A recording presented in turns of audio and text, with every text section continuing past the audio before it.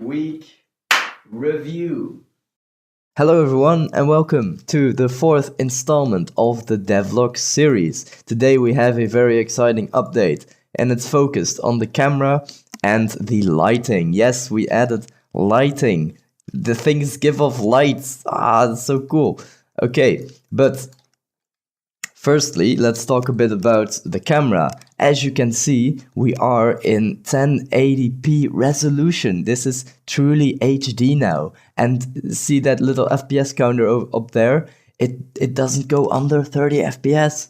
Oh my god.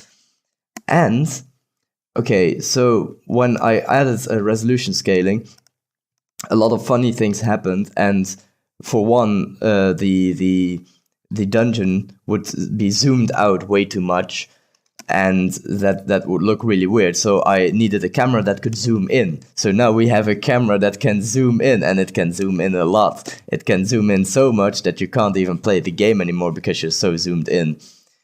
So once you're so zoomed in and you try to fight, it looks really funny. Like, I think this is super cool because look at it. Like, it's just a tiny fraction of the game, but it looks so big. It's so HD. And oh, the camera is reset. Okay, so if you're zoomed in so much, let's talk about the other improvements on the camera. So if this bandit knight hits me and I have my shield up, there's a bit of a camera shake. I think you can see it better when I'm zoomed out a bit more. But here, see that camera shake? It got even more intense when he blocked my my block. When my stamina got so low that he blocked it, or that my block got broken, that he broke it. So, and when he hit me and he did damage to me, you see this red flash, which is proportional to how much damage he did. Relative to how much health you have. Let's try not to die. Let's level up a bit and get some more HP. I don't have potions yet. I think I'm gonna add potions next week. That sounds like fun. But the other big thing is that there is lighting. So these torches and these candelabras, if you can't see that, that's a candelabra. That's what it's supposed to represent. They give off light now. Oh my god, I'm gonna get a better weapon. I'm sorry, this takes way too long. Oh, that's a teleportation button. This is the cheat button. There we go. And an elven short sword. Super cool. Okay, here we go. Haha! Okay, he's dead now. So we can talk a bit about the lighting. So these torches and these candelabras give off light. And these torches, I added them to the furniture to give light throughout the dungeon. So there's like a background lighting. This is kind of the as you can see there, like this would otherwise be black if there was no background lighting, but those torches make it look a bit more realistic, as far as something as pixely as this can look realistic. But I think you know what I'm saying.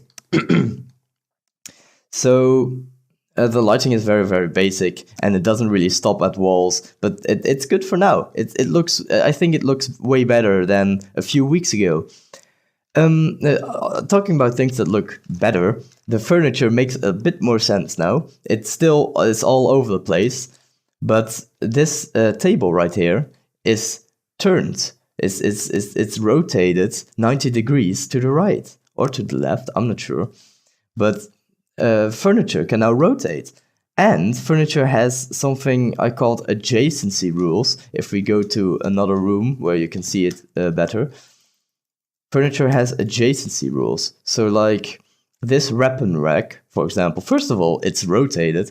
Second of all, it has the rule that this part that's facing the wall should always face the wall. So you can't have like a weapon rack in the middle of a room, like a table can be. And the part in front of it should always be clear of anything. So you can interact with the weapon rack, or you would if it really had a function. Just like the chair, like there should not be nothing in front of it, so you can sit on it. And these barrels, they don't care. Barrels can be surrounded by four walls, it doesn't matter.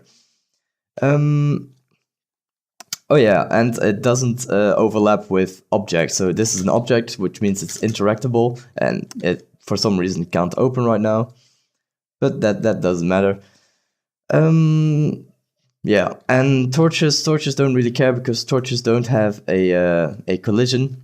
So barrels have soft collision, which means you can sort of lean into them, and tables have a hard collision, which means it stops you early on. You can't go lean over the table. You can kind of lean into a barrel. I don't know. I think it looks more natural, like this. Yeah, or like a chair has hard collision. A candelabra has soft collision. So here you can see the difference. So a candelabra isn't really like, it doesn't occupy all of its space. So that's why you can lean into it. That's my logic. I don't know if it makes a lot of sense.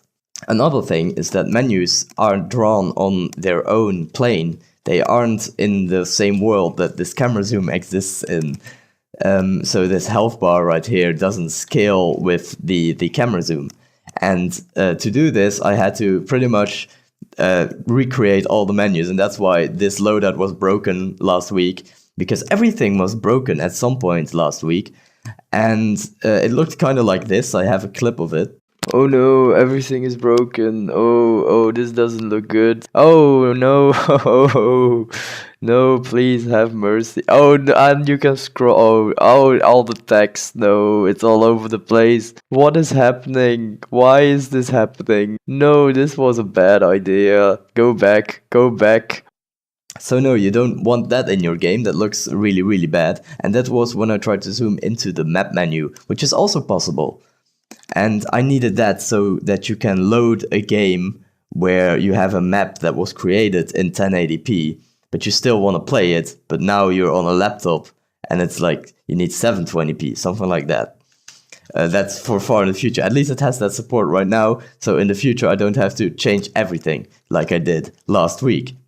One more thing, the camera doesn't stop at the edges anymore. Last week it would stop kind of like here, and you would the center would be over here, but now it doesn't stop there. And the reason why I did that is, one, it looks better when with camera zoom, otherwise it would look weird, trust me.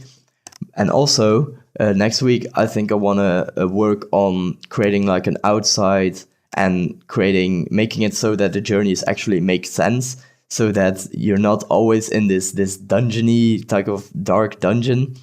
Even if you're in a bandit camp right now, you're in a dark dungeon, it's always the same.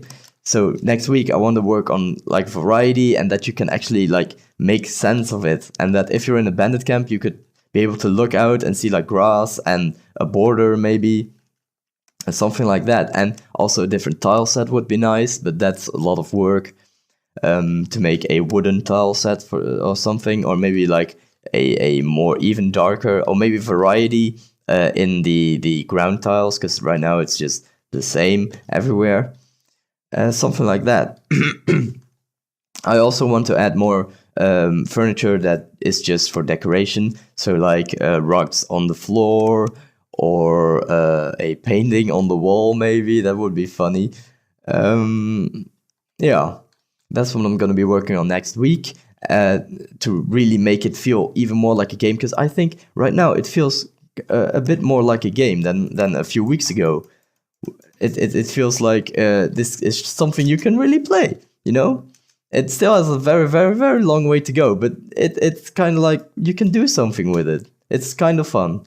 And I want to make it more fun. That's really the main goal. To make something that really just is fun, and that I want to play, and that I can be proud to let other people play it too.